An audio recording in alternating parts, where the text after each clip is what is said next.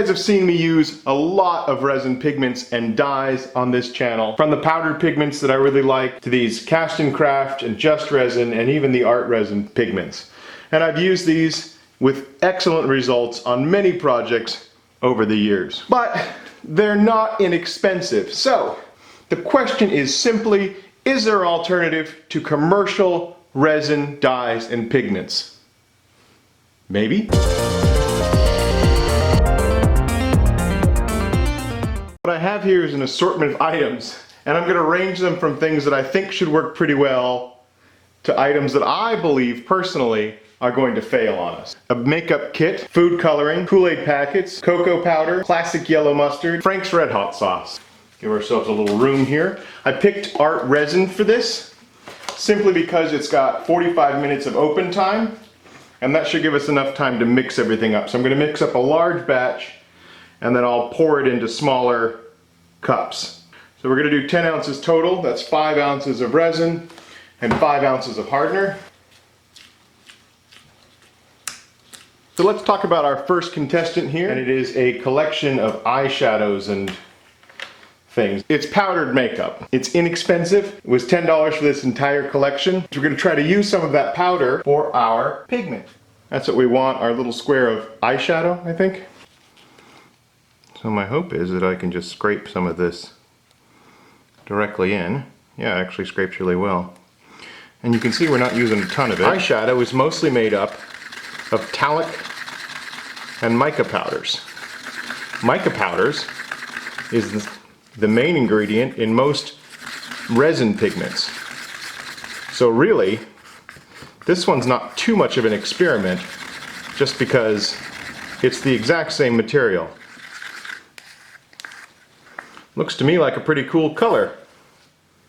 And we're just going to pour in our first experiment. We're going to just fill up another cup with a small amount of the resin. These are just regular old food dyes. You probably have these in your cupboard right now. The thing about food dyes is that they're water-based. And water-based items and resin don't usually go together. Seems to be a little translucent. Let's pour it into a mold. I got this mold on Think Geek, and it's a unicorn mold. The other thing that I tried to do when picking these was try to pick items that you could already have in your home. You could already have a makeup kit. You probably already have food coloring. You might even have some Kool-Aid. When I was a kid, Kool-Aid was 10 cents a pack, and it was like $1 a pack for these. So I actually was really excited in the beginning. I was like, 10 cents a pack, if this works, that'd be really cheap pigments. And then I was confronted with the harsh reality that it was 10 times that amount. But still, it's inexpensive as an overall theme. That looks pretty green to me. Oh man, it smells like Kool-Aid in here. This smells amazing.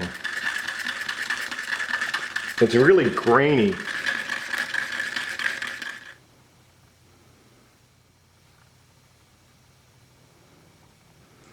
Now, cocoa powder. I don't see why this won't work. There's no water in it. It's a dark, powdery substance. It's made to be suspended in liquid. I don't think cocoa powder should be an issue at all. And the smells really mess with your head. You're like, yeah, that smells like chocolate. But if you eat this, you'd be dead. Looks kind of like hot chocolate. And we'll pour the cocoa resin into another mold. That is a deep, dark color. I am liking cocoa powder, personally. Just like the cocoa powder, I have Coleman's powdered mustard in my house.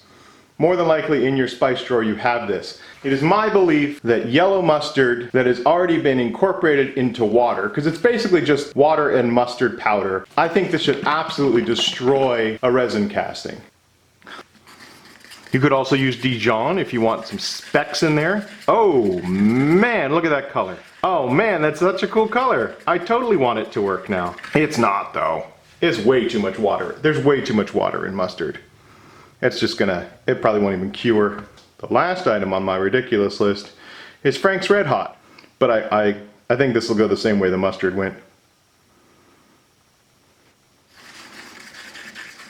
Ooh, again, a really cool color.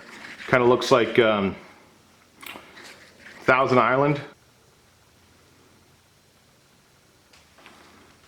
Since we didn't get the green that we wanted, let's pick a green color from here. And hopefully this one will come out as easy as the last one did. Not as easy.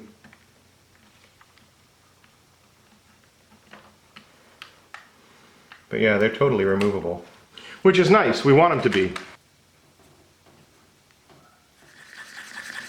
Ooh, much better green. Yeah, much better green than the Kool-Aid color, I think. Maybe I'm just being biased. And we've got some resin left, and I've got one more mold here. So let's use another Kool-Aid packet. I don't know. Blue raspberry lemonade. We'll see. Oh, it's white. Alright, well that's cool. We'll do it. Sides of the cup are hot, which means our resin's coming to the end of its pot life here. I've got my paperweight mold. You guys might remember that from the Dip It number 10 when we did the dandelions. It looks to me like a very pearl-like substance, which is something we do with resin pigments all the time. And if you can get that shimmer with a Kool-Aid packet, I think that'd be pretty cool. It's been over 48 hours. I like to give the art resin a little extra time. It takes a little while longer to cure than most of my other resins. I guess we should start with the makeup.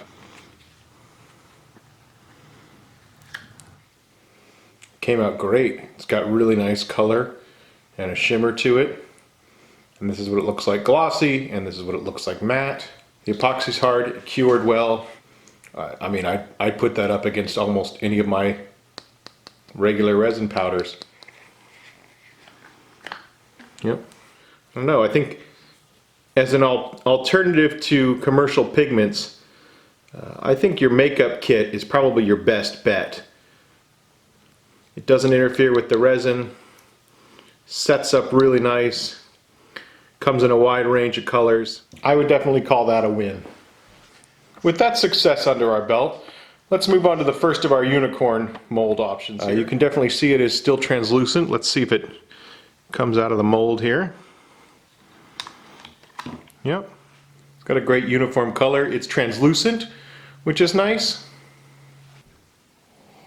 The resin definitely cured. I think it came out really cool. Go ahead and put that in the win pile. Food coloring. Success. Let's move on to Kool-Aid. I was really hoping that that lemon lime was going to be a brighter color, but it almost came out olive. It's got these neat little flecks in it that you can see. But a lot of that is actually the flavor suspended in there that didn't quite dissolve all the way. It's kind of grainy, but it gives it a sort of pearlescence to it. You usually have to buy pearlescence, but it seems that it is inherent to the Kool-Aid. And here's the cherry. Great color, again, those cool flecks in it. It's totally opaque, which is, it's nice to have the option between opaque and translucent. 3 materials and 3 wins. Man, this got dark. If I didn't know it was cocoa powder, I would tell you that that's black. It is a really deep brown color. No grainy stuff like we got with the Kool-Aid. It's just a deep, solid color. Wow. Wow! 4 wins in a row. Do, do, do, do. I mean, it sounds cured. Both of these do. But I can push my thumb into it. Okay, let's pop it out and have a look. Okay, it's not tacky. It definitely cured all the way. That's more than I was expecting, if I'm honest. The resin is soft. Can you see that? I can easily dent it with my thumbnail. You shouldn't be able to do that. You definitely shouldn't be able to do that. It's a great color. It looks really cool. It mostly set. Honestly, it performed a lot better than I expected it to. Again, I used actual hydrated mustard for the fun of it. If you used mustard powder, it should have worked just like the cocoa powder. It would work great. For the Frank's Red Hot. It's got some really cool flecks in it from, I'm presuming, the ground up chilies. It's actually a really interesting color overall. But yeah, again, the resin's soft. It's not sticky, but it's not fully cured either. But for the novelty of it, it's pretty neat. Oh, right, we've got one more. What am I doing? There's one more. But I mean, the other Kool-Aids worked, so this one should work too. These are really fun to pop open.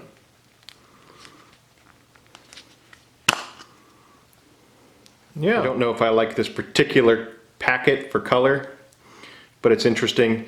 I think that there's crystals. There's flavor crystals, and those all sunk to the bottom. You can see it's definitely darker on the bottom than it is on the top. But yeah, it totally worked. Pigments from stuff you've got laying around your house. Were there any surprises for you? Were there any that you were blown away at? Or was it all pretty much what you expected? I thought the makeup powder was going to do well, and it did. But some of these really surprised me. I was pretty sure the food coloring and the cocoa powder were going to work. But I didn't know how well they would work. They both look excellent. A couple of caveats for this test. First off, I really like commercial pigments, and they work really well. But for $8, you only get one color, which means that if you want a myriad of colors, you've got to spend a fair bit of money. If you're doing lots of pigment work, that's fine. You'll use it, it'll be worth it. If you're only going to be doing a small amount of work and you just need a sample of each kind of color, I would say the makeup kit is probably your best bet. But if you have any of these items lying around your house, save yourself some money. The other caveat is I only used one type of resin here. I didn't test this with multiple systems. Pigments react differently with different systems. So with the art resin, they worked fine. I think the powders are pretty much universal. Those should work in all resins. But the food dye, these two on the end here, could have wildly different results in different systems. So one question I think is going to be asked, which is, why did the food coloring work but the mustard and the Frank's Red Hot not work? And the answer is, I used 5 drops of food coloring, and I used probably a teaspoon of each of the other liquids. So the volume of water was just so much higher. If I did, say, 5 ounces worth of resin and the same teaspoon of mustard, I might get a hard cure. If you liked this video, I had probably another 10 or 12 ideas for pigments that I just didn't want to cram them all into one video. So if you like this and you want me to keep experimenting with other homemade pigments, just let me know, comments down below. I'm going to put links down in the description for all the items that I use in a video. I always try to do that. If there's any questions you have for me, leave me a comment down below. Thank you very much for watching. Catch you guys next time.